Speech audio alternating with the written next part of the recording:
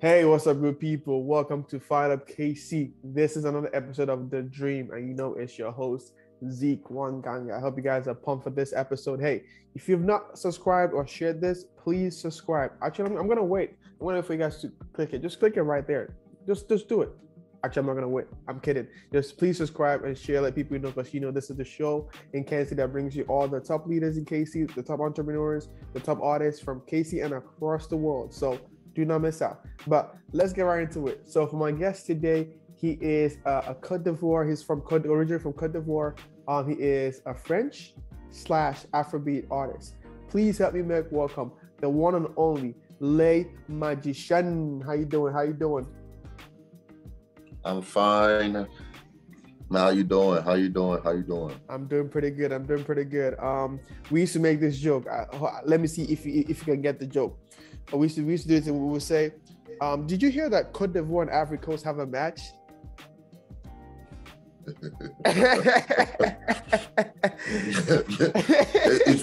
it's actually funny because we did have a match against Cameroon and we lost 1-0. That was a couple of days ago. Was it a couple of days? Yeah, we lost 1-0. But it was anyways, the World Cup qualifier.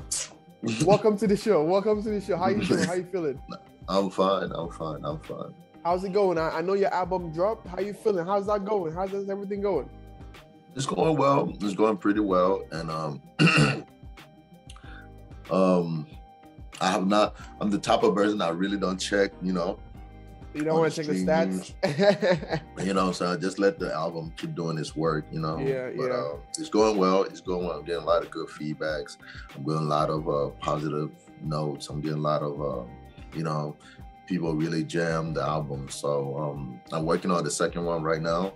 I'll be in New York on the 17th of December to finalize the second one. And the second one will be coming out next year, August 7th. Okay. And where are you coming from? Let people know. Where are you calling from? I'm calling from ATL, Atlanta, Georgia, my hometown. Oh, ATL. Yeah, my hometown. Whatever time they do, I don't know what time they do.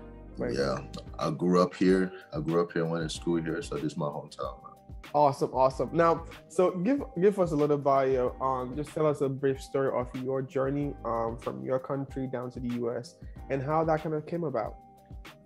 Well, coming from Africa to America, I was young, and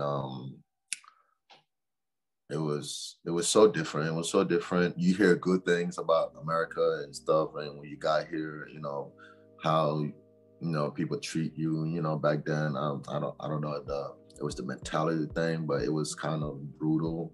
It was torture, and people don't understand the culture, the African culture. They think everything is just all about, it's just negativity. They just got so much negativity about Africa. So back then, coming from Africa, you got treated bad, you got teased and bullied and stuff like that. So, but by time go by, it start getting better because, people start, opening their eyes and actually start knowing things about Africa. And from the look of it today, it took a totally big turn, because of Afrobeat, the music. Today, people are appreciating African music, African culture. And so, I'm grateful, especially when somebody's that I've seen it from the beginning and see it now. So it's great thing. Yeah. Now I want to ask you this. So give us a brief of a lowdown on kind of the first time you saw maybe what America looked like in your vision, maybe as a kid or as a person growing up. What was that like, and when was this?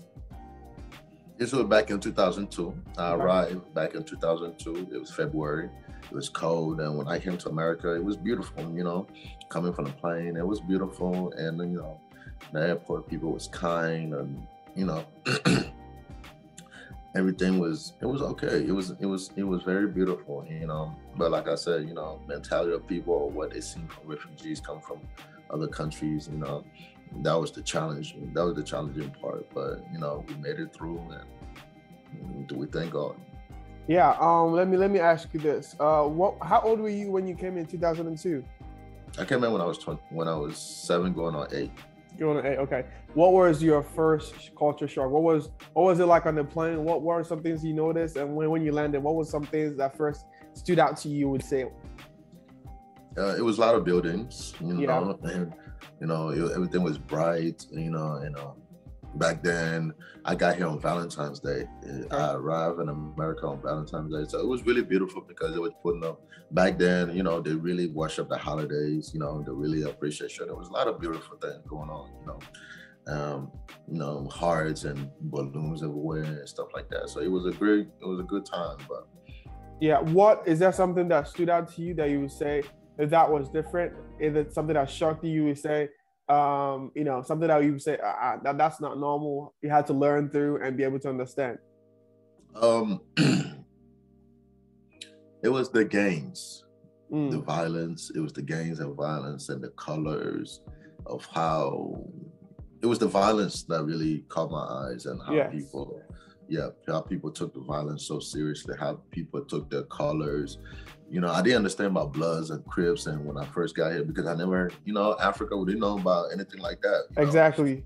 Yeah, we didn't know about Bloods and Crips. We didn't know about, you can't work on this side, you have to work on that side, you can't wear this color, you have to, like literally, I had to go back and change my clothing because the street that we grew up with was like, a lot of gang violence. So you couldn't wear this, you can't walk on this side, you can't talk to this person, you can't do this, you can't do that. So yeah, and I didn't, come in as a young boy, you was not expecting this, you were not expecting this, it was totally crazy and just totally upside down, but I had to deal with it. Now, give us a little bio. Take us back to how kind of your passion for music came about and how that kind of grew into you becoming a performing artist and also a dancer, because I know you dance as well. Just give us like a brief bio about how that all came about. Back then, I started dancing. Dancing back then was my thing, because that's how I make money from the streets. I made money from dancing. I danced back then. The big stars were Congolese, like Pepe Kale, Kofi Olomide. So I was dancing that music. That's how I became a dancer. I started making money from the street. Every time I hear the music, I just started dancing. I don't care where I was or what I was doing. I just started dancing. So I just started from dancing. Then after that, when I came to America, I got into my dad put me in church. So I started learning drums and playing drums, piano, and guitar and stuff like that. So, and I started singing in the choir. So that's how it helped me. I started with the instruments first. Then towards 2008, 9, 10, 11, 12, then I started singing in the choir. And that's why I started I said, okay, I can do this. And that's why I got the talent to start my career. Yeah, because I know when you say you're singing in a choir, I know that when people go from singing in a choir to actually becoming, what is it called? Is it a center art? What is the word that they use? A circular artist. There's always this, push from either your church or from your, folks that Do you ever have that push of going circular in terms of instead of going to like singing more like gospel songs? Because the church was against it. I say that the church was against it, and but like I said, it got to a point where it's like, if I can do it, why not do it? I'm not gonna change who I am just because I'm doing that type of music. So I went ahead and just kept doing it, because it's like I was still going to church, I was still praising my God, and I was still, doing what I need to do, still worshiping the Lord. But I just feel like, I had a passion for it and I could do it. So that's why, I just went ahead and just do it. Yeah. So tell me this, in the music industry, because I know that every industry has its challenges. As an immigrant and as an African who's an Afrobeat in the US, have you encountered any challenges, or what are the major things you think you struggle with, or you think if you could get help in this situation, it would help you grow faster? I mean, this artists need to work together. Artists need to work together. Different artists from different countries need to work together. The industry, everybody got on the industry, but everybody got something different within that industry. You know what I'm saying? Like Nigeria got Afrobeat, but Ivorians, we got French pop, Okay. So So for me, it's like one of the things I feel like we need to do is like work with each other, give each country give the other country a different sound. You know what I'm saying? You know what I'm saying? We mix the sounds, we put a little pop, Afrobeat, you know, stuff like that. So just like Americans that put country music and trap music, you know what I'm saying? While we can put Afrobeat and French pop together. You know what I'm saying? Stuff like that. So I feel like the most challenging part is right now is people working together. People are looking for actually saying that, okay, we can work together. We can find different sounds. We can do this. You know what I'm saying? So basically that's how I feel like that's a challenging thing right now. Yeah. And I mean, I know that, you know, within maybe probably like the past 4 years, Afrobeat has been taken off in the US in like, you know, this like the Western countries. Now let me ask you this. Do you think that has created any avenue for you, or do you think it has made people more interested in what you do? Oh yes. Yeah, I would definitely say it because I do Afrobeat myself. And so if I do like, you know, Wizkid now has one of the biggest songs right now, Essence and Some of the Summer. Yep. Yeah, so yeah, that's one of the big accomplishments. I feel like the local, because you got like Burna Boy, he's already up there, Davido's up there, you know, Wizkid, all of them are up there. So now upcoming artists, we need to figure out, you know, why, you know, some people they're really lazy when it comes to the industry with their music. They feel like one song can take them up there. But I feel like we that are here, we need to go back to Africa and let's get that Africa atmosphere. Let's get that African artist, because I feel like being here, yes, you might, you know what I'm saying, you might get a taste of it, but it's not going to get you like Africa will. You know, so that's one of my goals next year, to go to Africa and celebrate my 20 years back in Africa. Yeah, I mean, that's gonna be lit. So I know that for me, in terms of French music, the earliest, the most popular one I heard when I was growing up is definitely Awilo, and it was like the biggest. I don't even remember that Awilo Locumba. That's the only part of that was like the most popular one that I know. Now in terms of that industry of like French, you know, French pop music, Afro pop music, what are some, you know, are there some artists who are doing some great things that you think there will be like, you know, that you would expect some collaboration between them and either Wizkid or Davido or Burna Boy? I think the closest one I'll get to is Davido, because he's a person he's a giver. He's very understanding. He's always trying to do good as much as he can. So Davido would be the closest person I would get to if I get the audience I'm looking for. And when like I said, you know, your country will push you to get to where you need to get. So your hard work, you know, put the work in, and, you know, let your people push you in. I feel like if there's somebody I would do a collaboration that I know for a fact that he would definitely, you know, consider it if I, you know, bring it to the table, would be Davido. Yeah. Okay. Cool.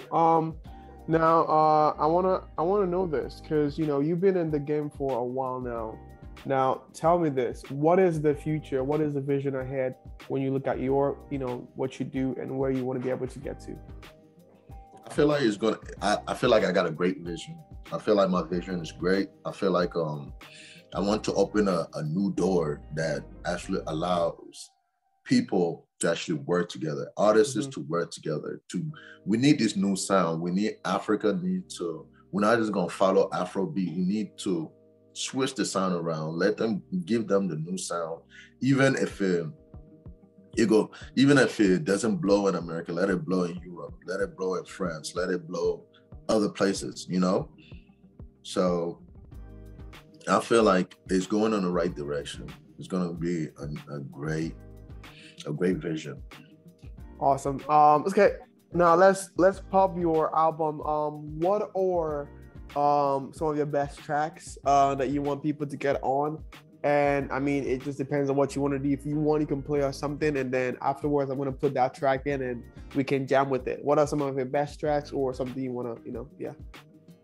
Hype Up, Garba, Wash, and iPhone. Yeah. Yeah, Okay. you got iPhone. Yeah, you got Angelina. Angelina is good too. Yeah. Sweet. Angelina is good. Yeah. Okay. Sweet. Man, I mean, it's been an exciting thing just to kind of see how you've been able to kind of hustle your way out and being able to like work hard and like let your work show. Because I think the first time I met you at a show at UMKC here, your energy was off the chart. You know, your dancing moves. I dance, but you know, the energy you bring to the stage is phenomenal.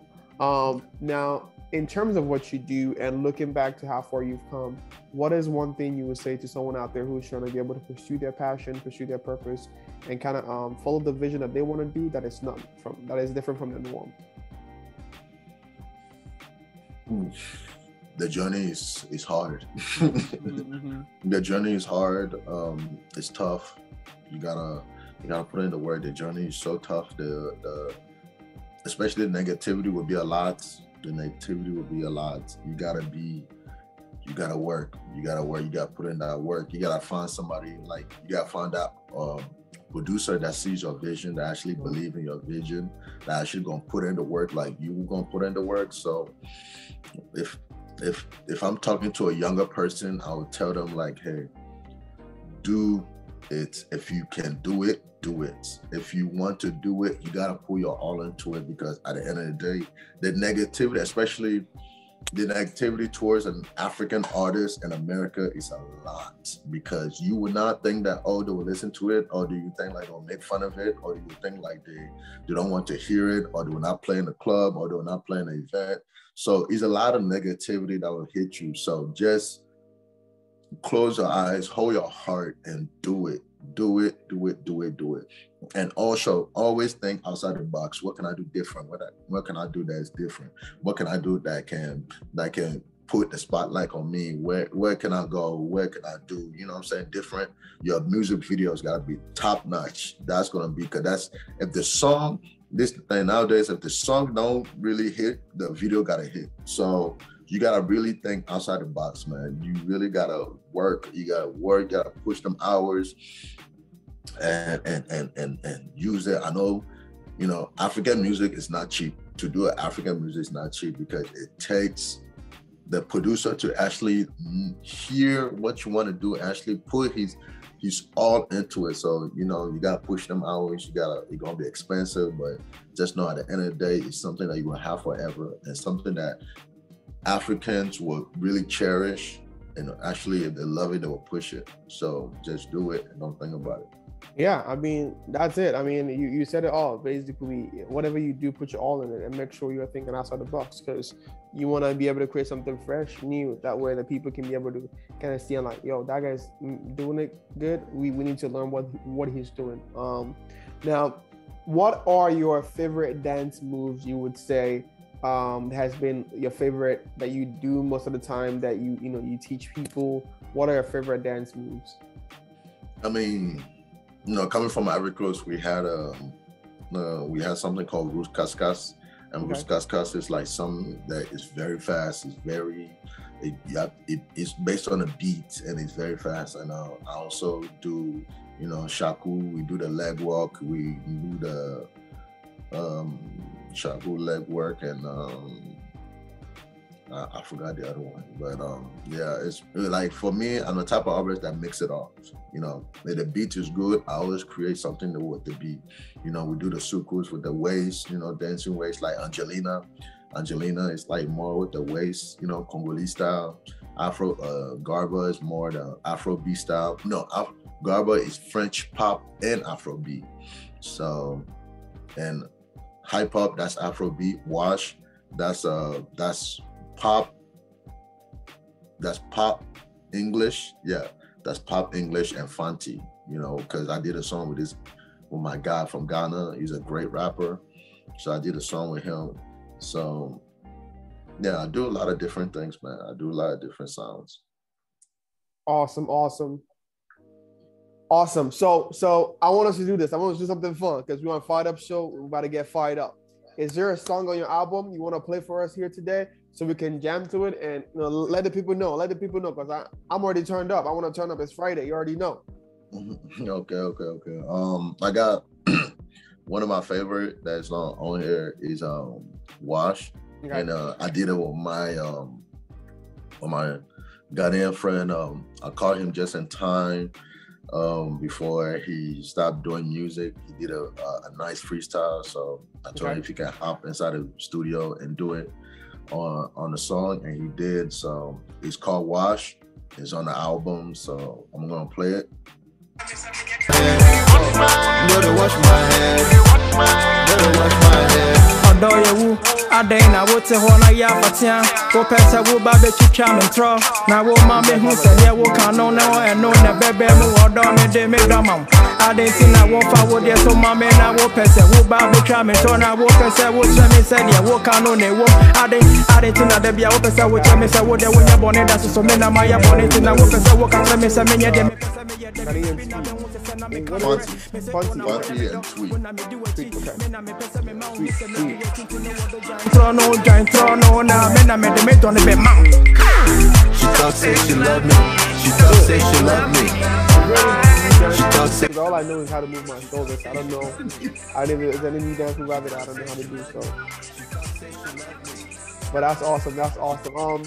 Man, it's been an honor having you on.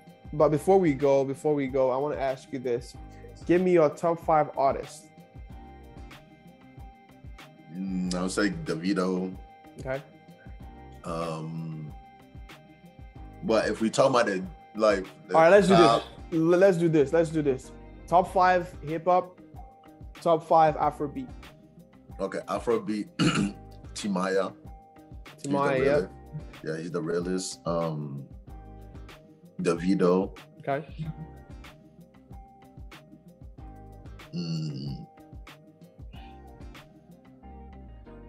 Who else I listen to? Who else that is real? Don Jazzy. Okay. Yeah, and Don Jazzy. Last one is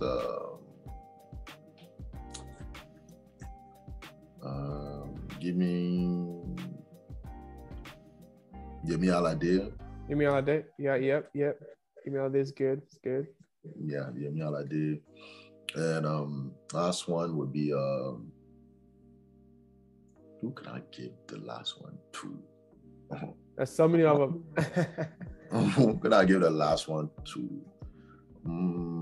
Cause me, I like the OGs. I like the old people. Cause that was the realest.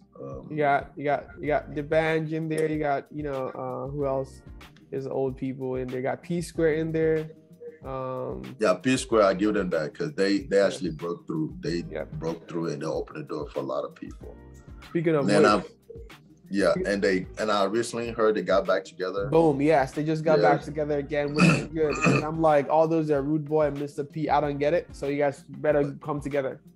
But like I said, when it comes to, it's good that they're back together. But I'm just saying, when it comes to business, when it comes to music, I'm pretty sure they feel like because when you're in a group, everybody want to think they're better than a friend. You know what I'm saying? So hey, I do one song together, but I do another song separate. So I hope that they get their music and business thing together. Yeah, I mean, because P Square, they were worth like over $100 million when they were together, and I'm like, and now I don't even know how much they're worth, but like that's how big they were back like 5 years ago. They were worth like over $100 million, and but yeah. Okay, top 5 hip hop artists before we go. Real quick. Let's go. DMX. Yep. Yeah, DMX, Eminem. What? Yeah, Jay-Z. All right, okay. Rick Ross. Yep. And J. Cole. Realist. Sweet. Man. Thank you again for coming on the show. It's been an honor to chat with you. Just kind of be able to kind of learn your story and also learn, your new album dropping. But give us the album, where it dropped at, where people can reach out with you if they want to connect with you. I'm on Instagram, Facebook. You can get that album. It's called Remember the Magic. Just go on Apple, put Le Magicien, which is LE space MAGICIEN, and put Remember the Magic. The album is there. It's gonna pop up. Get it, stream it, do whatever. So my IG is also Le Magicien official. So everything is there. So check me out. You know, listen to the album and listen and stream. Please stream. Even some people will be like, well, I'll stream it, and you know, then I'll buy it later. It doesn't matter how it is. Just stream the album. It's a very good album. It's my first album, so I spent a lot of time working on it. I put a lot of different vibes in it. So that's what makes the album so special. Let's get it. You already heard. Remember. Let's go. Don't forget. Remember the magic. Remember. Do not forget that magic. Anyways, thank you so much, Le Magicien, for coming on the show. It's been an honor to chat with you. And for those of you who are watching, wherever you are watching this, I hope you enjoyed this episode. I hope you enjoyed the music.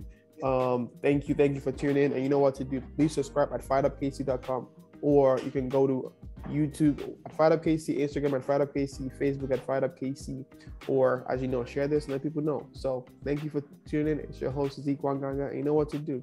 Stay fired up and don't give up. I'll see you in the next episode. Pow. Thank you.